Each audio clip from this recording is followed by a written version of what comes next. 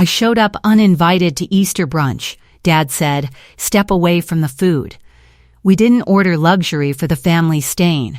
My sister ordered truffle pasta, seafood towers, and a $2,900 dessert cart. Mom laughed, luxury food would be wasted on you. I smiled when my card paid for the table, then I pulled the charge back. I left an envelope under Mom's plate. She read one line, went pale, canceled there, and my phone started ringing before the coffee went cold. The hostess looked at me like a problem she had not been briefed on. I was standing in the doorway of the harborside in a navy blazer and flats, my grandmother's dessert fork in my purse, and an attorney's envelope in my inside pocket, and the hostess was checking her reservation book for a name I knew was not there, because my name had not been on anything in this family for 6 years except the payment receipts.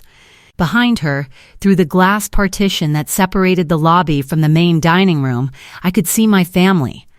Round table by the window, white linen, 4-place settings arranged around a centerpiece of hydrangeas and Easter lilies.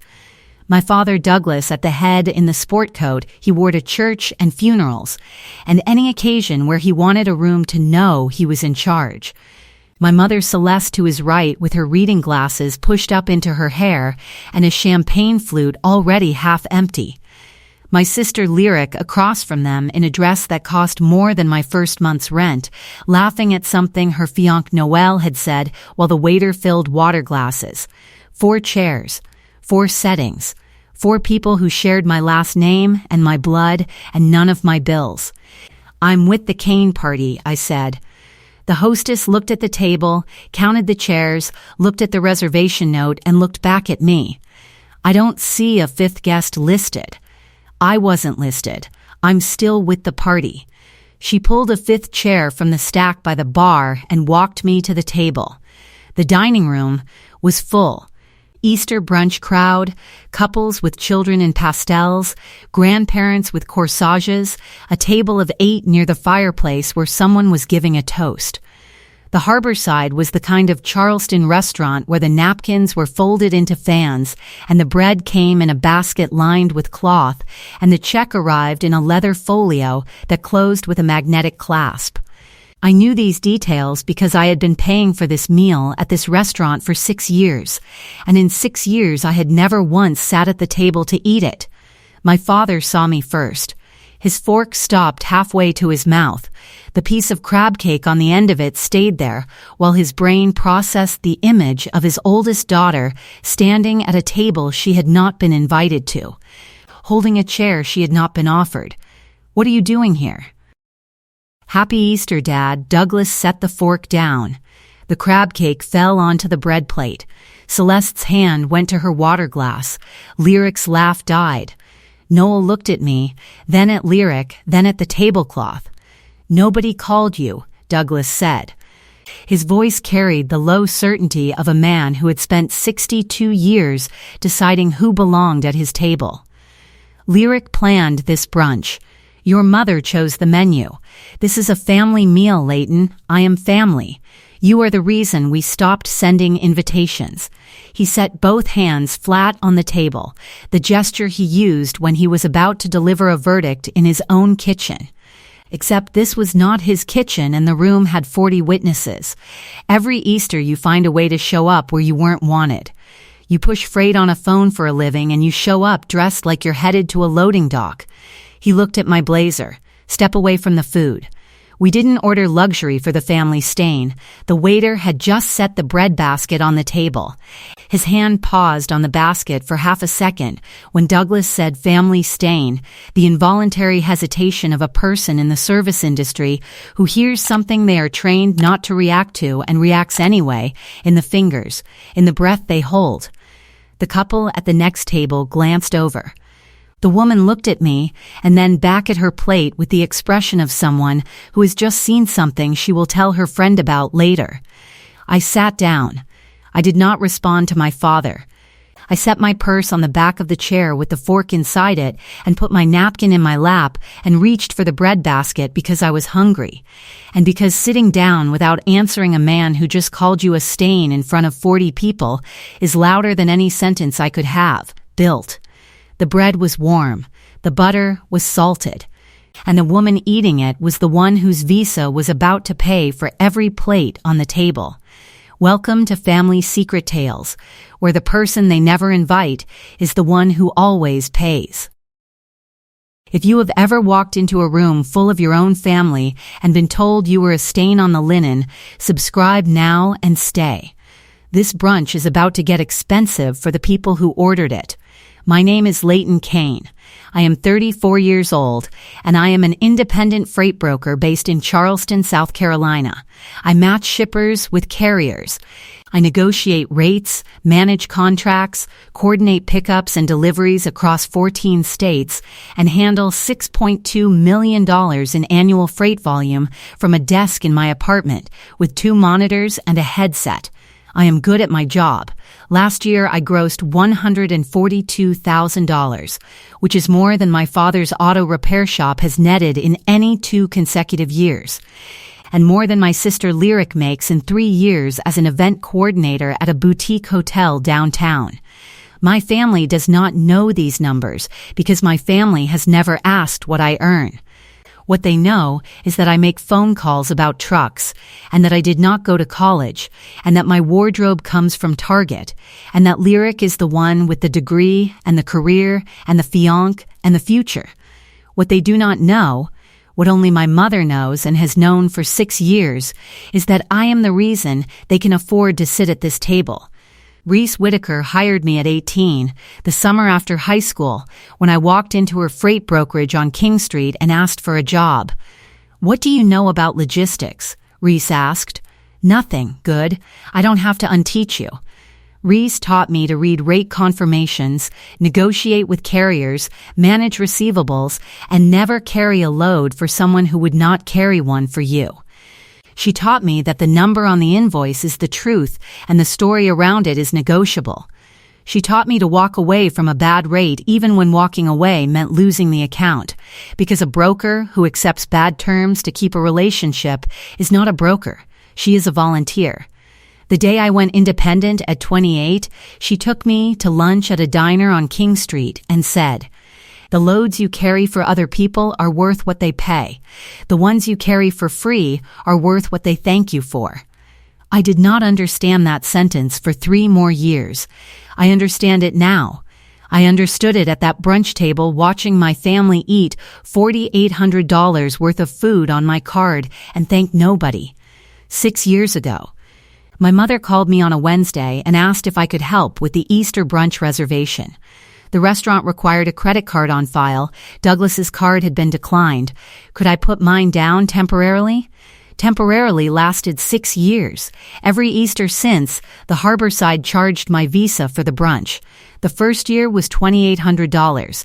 Last year was $4,200. The family believed the restaurant comped them as loyal customers. That was Celeste's story. Celeste was always the story. Over 6 years, the favors accumulated the way freight invoices accumulate when you stop auditing them. Each one small, each one temporary, each one asked privately. Celeste never asked in the house. She asked in parking lots, on phone calls after 9 p.m., in text messages she deleted. She asked the way a shipper asks for a rate below market, with a story, with a deadline, with the implication that saying no would cost more than saying yes. The first call was about the brunch card. Celeste phoned at 9 p.m. on a Tuesday. The time slot she reserved for favors because Tuesdays at 9 were when I was home and tired and least likely to push back. "Your father's card was declined, Leighton. It's embarrassing. Can you just put yours down until he sorts it out?" "It's temporary." "How temporary?" "A month. Maybe 2.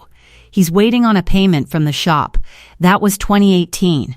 The payment never came. The card stayed." The second was about the shop insurance. Celeste called that same fall, a Friday afternoon, which meant it was urgent because Celeste never called during work hours unless the story required urgency. Douglas lost his standalone policy. The premium doubled, and he cannot afford $14,400 a year. You have a commercial umbrella through your freight business. Can you just add the shop? It would save the family everything. The family or dad. Same thing. Celeste paused. He'll lose the shop, Leighton, without insurance. He can't pass inspection. He can't open the bays. 3 years of work, gone. I added the shop. That was still 2018. 2 favors in 6 months. The pattern was set. The third was the car lease. I need a co-signer. My credit took a hit from the medical bill. Your father's is worse. Just sign the lease, it'll be off your name by January. Which January? This January. That was 2021. It was 2024 now. The lease was still on my name. $485 a month. The fourth was the apartment. Lyric's landlord needs a guarantor over $74,000. She only makes $48,000. I can't ask your father. Just sign the paperwork. She'll qualify on her own next year. That was 2022. Lyric still did not qualify. And the fifth was January of this year. Celeste at 9:30 p.m. on a Wednesday. I want to do something special for your father's 40th anniversary. A trip. Italy, 2 weeks on the Amalfi Coast. $18,500. I know it's a lot, but it would mean the world to him, Leighton. He has worked so hard. He called me a stain at Thanksgiving. 3 seconds of silence. Then, he did not mean it the way you heard it. He said it at a table with 14 people. Book the trip, Leighton, please, for me. I booked it the next morning. The same morning I found out, through Reese, who saw Lyric's Instagram story, that the Easter brunch had been planned without me. Total annual exposure, $47,120. Over 6 years of accumulated obligations, north of $130,000, not counting the Italy trip. All invisible, all arranged by Celeste, all dependent on a woman they did not invite to Easter. I touched the fork in my purse, Grandmother Alma's dessert fork with the bent second tine, the one that looked like it was waving. Alma had used mismatched silverware at every Sunday dinner, collected from thrift stores across the Low Country for 30 years. When she died, Lyric got the serving set. I asked for 1 fork. Nobody understood why. I understood. The fork was my seat at a table that nobody saved for me. I had been carrying it for 18 years. The ordering began. Lyric held the menu like a woman who had never been told no in a restaurant. The truffle mushroom pappardelle and the grilled lobster tail. She looked across the table. Noel, do you want the seafood tower? That's for 2, right? Get it for the table. And champagne. 3 bottles of the Veuve. Douglas nodded like a man approving an expense he believed was his to approve. Get the good stuff, baby girl. It's Easter. The waiter wrote without comment. 3 bottles of Veuve Clicquot at $220 each. A seafood tower at $185. The truffle pappardelle at $68. The lobster tail at $54. Noelle ordered the short rib. Douglas ordered the crab cake and the shrimp cocktail. Celeste ordered the eggs Benedict and a side of smoked salmon. Nobody asked me what I wanted. Nobody looked at me when the waiter turned to take my order, because the waiter did not turn to take my order, because Celeste had subtly shaken her head when the waiter glanced in my direction, and the waiter, being trained, had understood. I ate bread. I buttered it slowly, deliberately, the way Alma used to butter bread at the Sunday table, one side, edge to edge, no rush. The butter was salted and the bread was warm, and it was the only thing on that table I was allowed to touch. Celeste looked at me across her eggs Benedict. You can order something if you want, Leighton. Her voice had the specific generosity of a woman offering permission she does not believe will be accepted, although luxury food would be wasted on you. You eat like a truck stop. Douglas laughed. Lyric looked at her plate. Noelle did not laugh. I'm fine with bread, I said. You would be, Celeste said, and turned back to her eggs. The meal lasted 90 minutes. I ate bread and drank water and listened to my family talk about me in the third person from 2 feet away. Lyric told Noelle about the hotel's spring gala while Douglas interrupted to say how proud he was of her career. She coordinated the governor's reception last month, Douglas announced to the table. 300 guests, ice sculpture. The whole deal. It was 240, Lyric corrected. Still, my daughter running the room. He took a bite of crab cake and gestured toward me without looking. Not everyone in this family has ambition, Noel. Leighton chose trucks. Noel looked at me. I did not look back. I buttered my bread. She makes phone calls, Celeste added, dabbing her mouth. Dispatcher work, essentially, matching truckers with loads. Anyone could do it. Not anyone, Mom, Lyric said quietly. Excuse me? Nothing. Celeste straightened her napkin. The point is, Lyric built something, a career, a reputation, an engagement to a wonderful man. She touched Noel's arm. Noel did not react. Some people build, some people answer phones.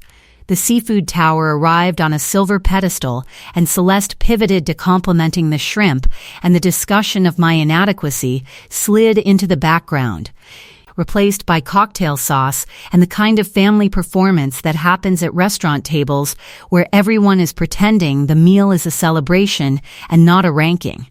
I touched the fork in my purse under the table. Bent tine. Alma's table.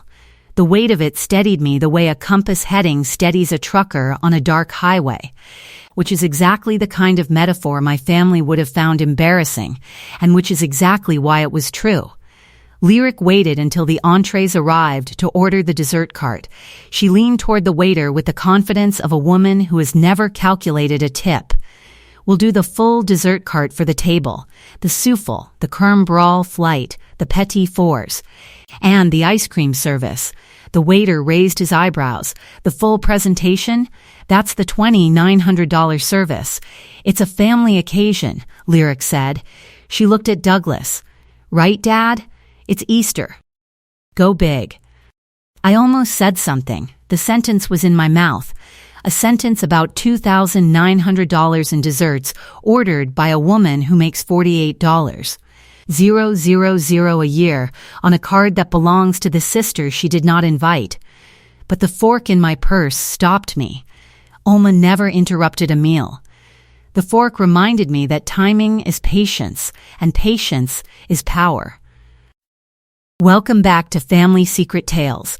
If you are the one eating bread while your family orders the dessert card on your card, hit subscribe, because this bill is about to land, and the card on file belongs to the woman they told to step away from the food.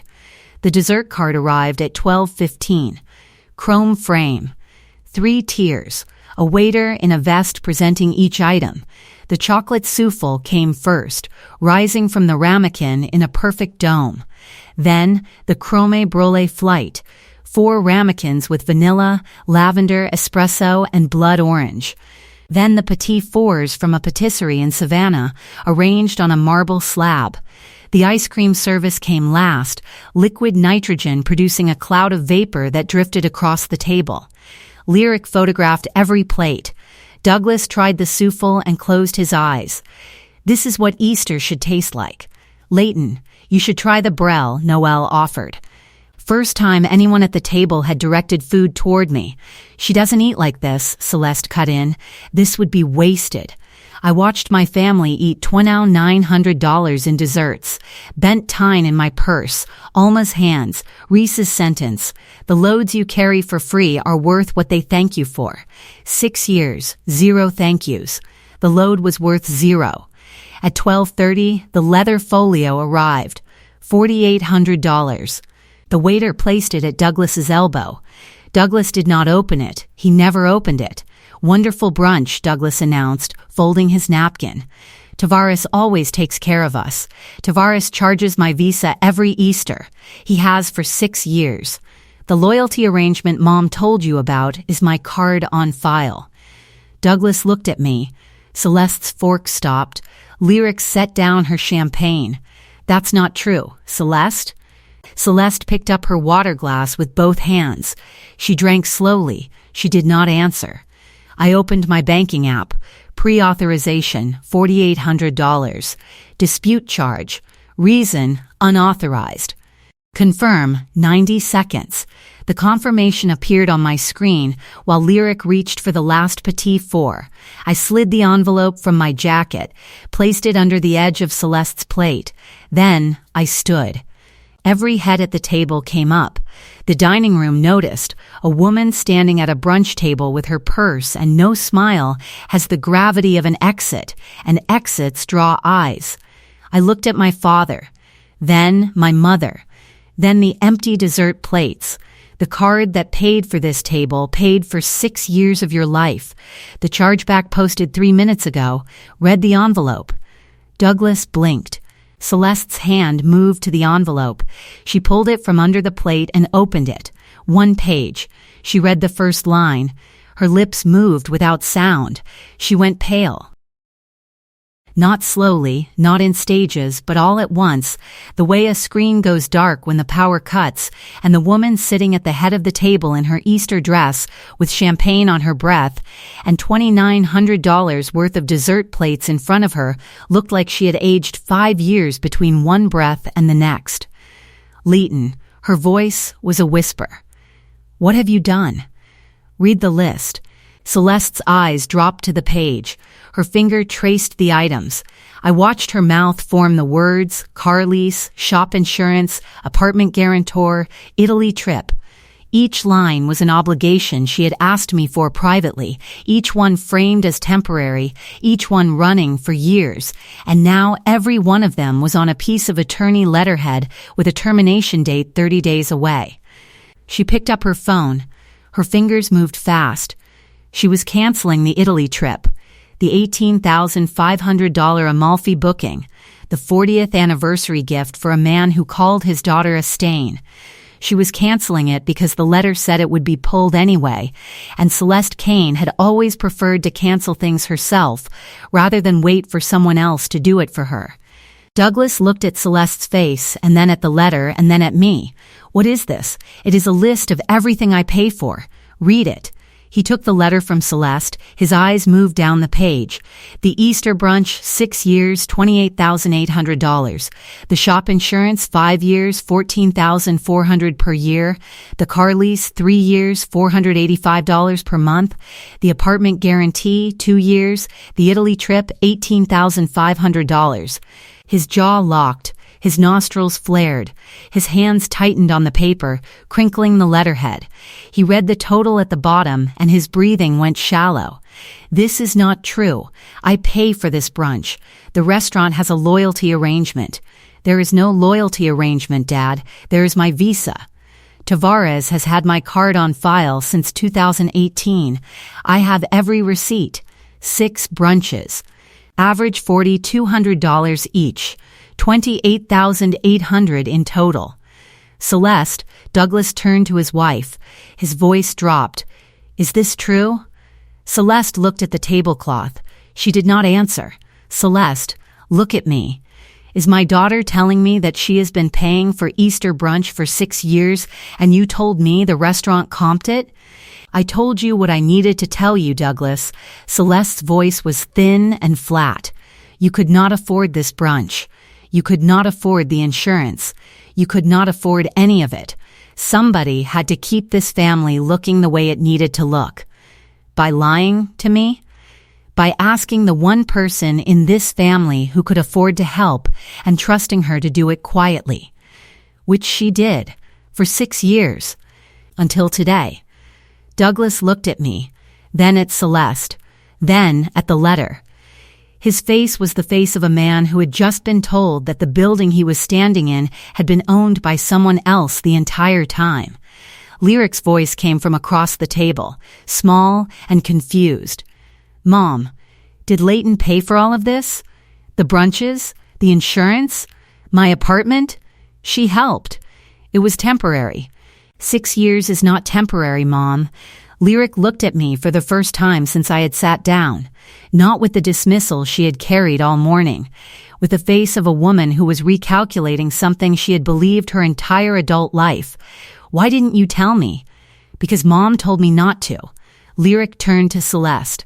Celeste picked up her water glass and drank from it, slowly. the way a person drinks when they need their mouth doing something other than answering. Noel put his napkin on the table. Carefully, the way a man puts something down when he has decided the meal is over. We will discuss this at home. Douglas's voice dropped to the register he used when he wanted a room to obey. Not here, not in a restaurant, not in front of people. He slid the envelope back across the table toward me. Put this away, Leighton. I looked at my father. His hands were shaking, not visibly, not the way you see from across a room, but the way I could see, because I had watched those hands hold wrenches and spark plugs and oil filters my entire life, and I had never seen them tremble on paper before. His jaw was clenched so tight the muscles at his temples were standing out. His shoulders had dropped forward, curling in, the way a man's body curls when the thing holding it upright turns out to have been someone else's work. His left eye was twitching at the corner, a fast, involuntary pulse, and his breathing had gone shallow enough that the lapel on his sport coat was barely moving. Lyric was crying. Silent tears, both hands flat on the table, looking at the attorney's letter between her mother's champagne flute and her father's crab cake plate. Noel had not touched her. He sat with his napkin on the table and his hands in his lap, and the expression of a man who was reassessing every conversation he had ever had with this family over the last 2 years. I picked up the dessert fork from my purse. I set it on top of the envelope. The bent tine pointed toward the ceiling, catching the chandelier light. I looked at my father. I looked at the fork. I looked at the $2,900 worth of empty dessert plates surrounding it. The fork that Alma had used at a table where everyone was counted and everyone was fed and nobody was called a stain. Then I picked the fork back up. Because this fork was mine. It was the only thing in this restaurant that was mine by right and not by receipt, and I was not leaving it on a table that did not deserve it. I put it in my purse, and I turned and walked out of the harbor side without saying another word. The hostess watched me pass. The couple by the fireplace glanced up. The valet opened the door, and behind me, a table full of people who had just eaten $4,800 worth of food they could not pay for, sat in a silence that would last longer than the meal. My phone rang before I reached the parking lot. Douglas, I watched the screen light up with his name, the name that was also my name, the name on the attorney's letter, the name on the insurance policy, the name on the restaurant card. I did not answer. It rang again in the car. Lyric. Her name appeared below a photo from 2 Christmases ago where we were both smiling and neither of us knew yet that the smile was subsidized. I did not answer. It rang a third time pulling onto East Bay Street. Celeste, the voicemail notification appeared 11 seconds later. I did not play it. The coffee at the table was still hot. I knew because the brunch started at 11 and it was 12:42 and the Harborside served coffee at 12:30 and nobody at that table had taken a sip before their phones came out. The phone started ringing before the coffee went cold, and it would not stop ringing for a week. I drove home on East Bay Street with the windows down and the April air coming through warm and salt-edged from the harbor. My phone buzzed every 3 minutes. Douglas, Celeste, Douglas again. A text from Lyric, what did you just do? No question mark, not a question. An accusation in 5 words from a woman who had just learned that the apartment she lived in and the brunch she ate and the career her father maintained were all held together by the sister who was not invited to Easter. At the light on Meeting Street, a voicemail notification from Douglas appeared, 31 seconds. I pressed play. His voice was not the voice from the brunch table. The authority was gone. The certainty was gone. What remained was a 62-year-old man breathing into a phone and saying, Leighton, I need you to call me. Please, the restaurant is asking for payment and your mother is, please call me. The word please appeared twice in 31 seconds. He had not said that word to me in 6 years. I almost pulled over and called back. But the image of the dessert fork on the envelope stopped me. Alma's fork. The bent tine. The Sunday table with mismatched silver. My grandmother set a place for everyone. My family set a place for everyone except me. The difference between those two tables was not the silverware, it was the count. I almost called Celeste back 20 minutes later, sitting in my apartment with the blazer still on. My phone face up on the kitchen counter. 6 missed calls now. 3 voicemails. 1 text from Noel, which surprised me, I understand. 2 words from a man I barely knew, and they were the only words anyone had sent me that day that did not contain an accusation or a demand. But the number, $130,000, stopped me, because $130,000 is not a favor. It is a salary for being the family floor, and nobody pays a salary to a stain. Inside the harbor side, the waiter returned to the cane table with the card machine. I know this because Tavares called me at 1:15 to explain what had happened. "The card on file has been reversed, sir," the waiter said to Douglas. "Will you be using a different payment method?" Douglas stared at the folio. $4,800. He had never seen this number before.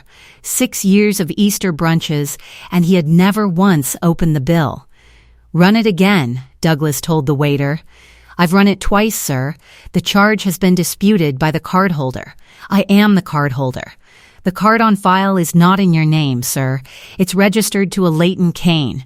Douglas's chin dropped. He looked at the folio, then at the empty chair where I had been sitting, then at Celeste, who was staring at her phone with the canceled Italy booking confirmation on the screen. "How much is it?" Lyric whispered. $4,800, the waiter said.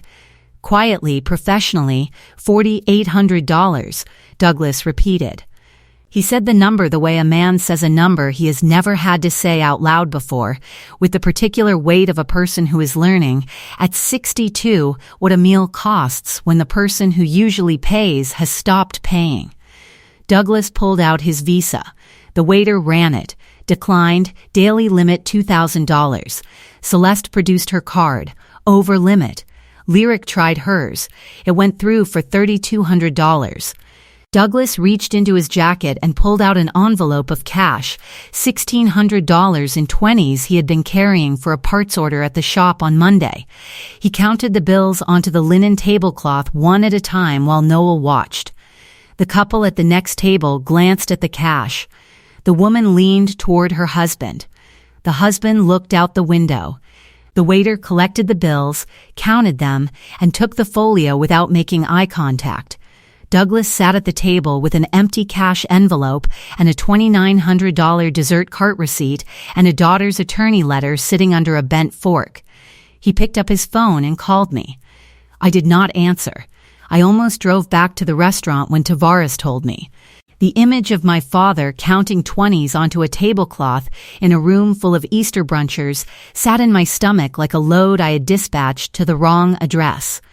But $4,800 is the price of one brunch, and the family had eaten 6 of them on my card without once asking whose name was on the receipt.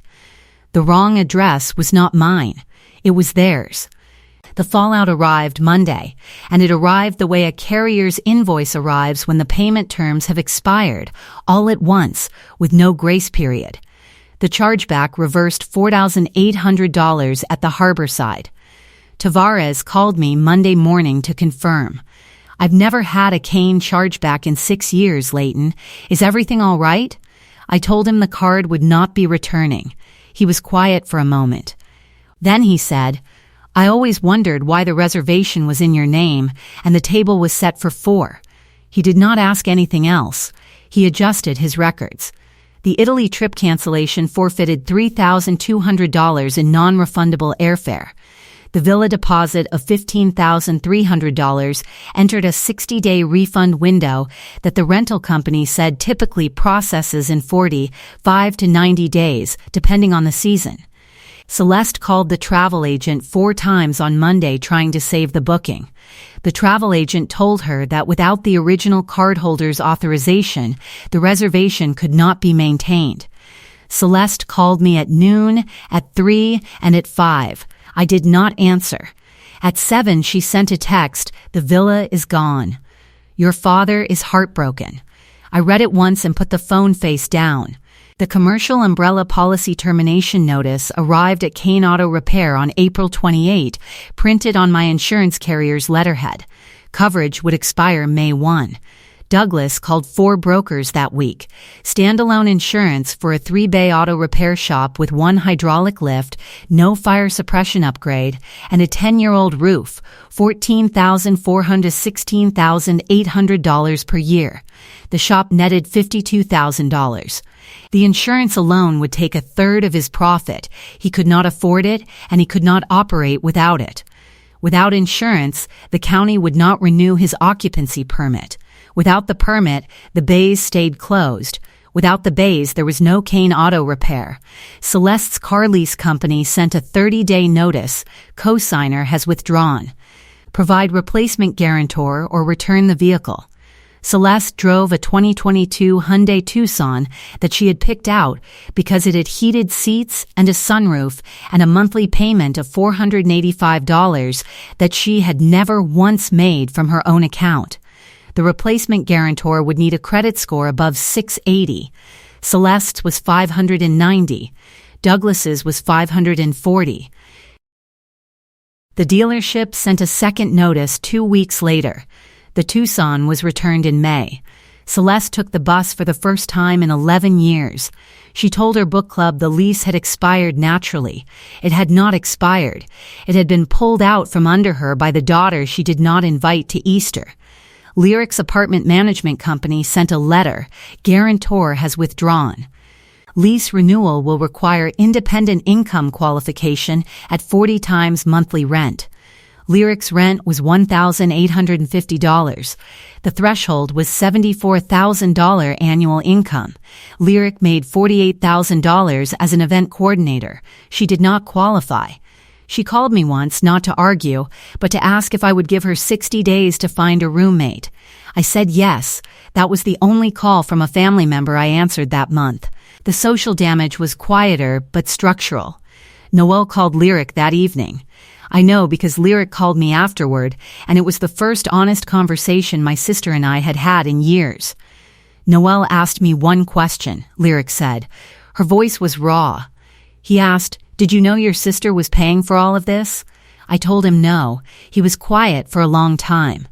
Then he asked, "Then who told you she was the family stain?" I couldn't answer him, Leighton. I couldn't answer. Because the answer is Mom and Dad, and I have been repeating their words my whole life without checking whether they were true. They weren't true. I know that now.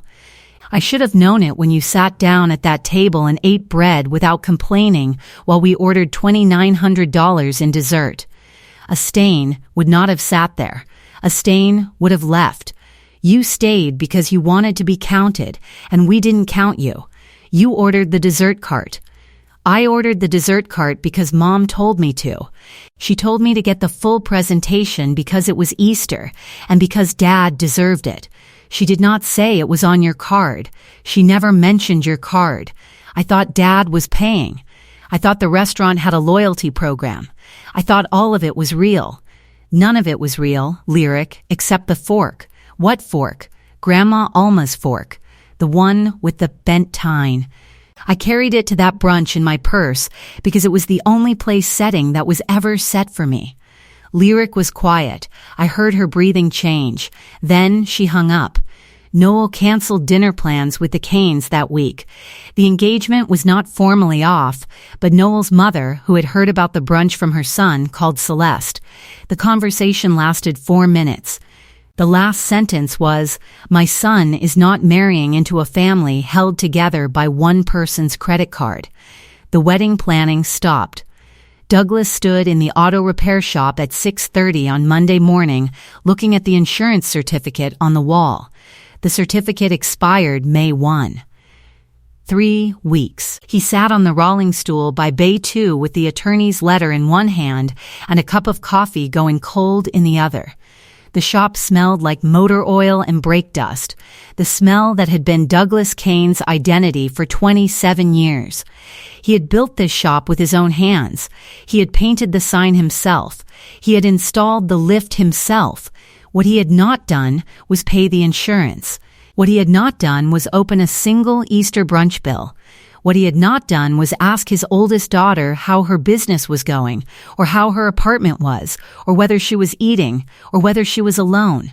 His daughter's name appeared on the letter next to dollar amounts that were larger than anything he had earned in a single year. The brunch, the insurance, the car, the apartment, the trip. 5 lines on a page, each one a load his daughter had carried silently while he sat at the head of a table she paid for and called her a stain. 5 lines and 6 years and not one thank you. The bay door was open to the parking lot. Across the street, the sunrise hit the sign that read Kane Auto Repair. The name on the sign was the same name on the letter. One of them built the shop. The other kept it running. They were not the same person, and until Easter Sunday, Douglas had not known the difference. A week later, Celeste left a voicemail. 38 seconds. She did not say sorry. She said the word reconsider 4 times, each time wrapped in a sentence that meant the same thing: come back and keep paying. She said the trip could be salvaged if I called the villa by Friday. She said the insurance could be reinstated with 1 phone call. She said things could go back to the way they were. She said Douglas had not slept through the night since Easter, and that the shop was at risk, and that the family needed me. She did not say she was wrong. She said family 3 times, as if the word itself could rebuild what the brunch had taken apart. She did not say the word stain. She would never say it again. But the silence where an apology should have been said it for her. I listened to it once at my kitchen table on Tuesday morning while the coffee cooled and my freight dashboard showed 3 pending loads and $41,000 in receivables for the week. $6.2 million in annual freight volume that I managed from a desk in my apartment while my family told their friends I answered phones about trucks. The loads moved whether my family respected me or not. The carriers confirmed whether my father called me a stain or not. The receivables cleared whether my mother invited me to Easter or not. The freight did not care about the brunch. The freight cared about the rate, the route, and the deadline, and the freight had never once called me a stain. I deleted the voicemail. Things could not go back to the way they were, because the way they were was $130,000 in invisible labor performed by a woman her family called a stain, and the way they were required my silence, and my silence had expired on the same day as the dessert cart. The fork sat on the kitchen table next to my coffee cup. I had brought it home from the harbor side. It had sat in my purse through the entire brunch and the entire drive home, and the entire night of missed calls and voicemails. And now it sat on a table where the place setting had my name on it, because I was the one who set it. The bent tine caught the morning light through the kitchen window. Reese called at 7. I put her on speaker while I loaded my freight dashboard for the day. Heard you had an interesting Easter. News travels. Lyric posted something about family and forgiveness, then deleted it. Then Noel's sister reposted it with a comment I will not repeat because I am a professional and because I do not use that kind of language before my first cup of coffee. I almost smiled. Not quite, but the muscles moved. You still working? Reese asked. I'm still working. Reese was quiet for a moment. Then, your grandmother would have used that fork. I looked at the fork on the table, bent tine, thrift store silver, Alma's hands. The fork had been to every Sunday dinner and every Easter and every Thanksgiving that mattered. And now it was at a table where the place setting had my name on it, because I was the one who set it. She would have, I said, and she would have charged them for the meal. I picked up the fork. I set it next to my plate, where a piece of toast sat with butter, the simplest meal in the world, eaten at my own table, with my own silver. On a Tuesday morning when the loads were moving, and the phone was not ringing for the first time in a week. Welcome back to Family Secret Tales. If this story reminded you that the person who pays for the table deserves a seat at it, share it tonight. Hit subscribe, drop a comment, and tell me, have you ever been the card that paid for a family that didn't save you a chair? I will see you in the next one.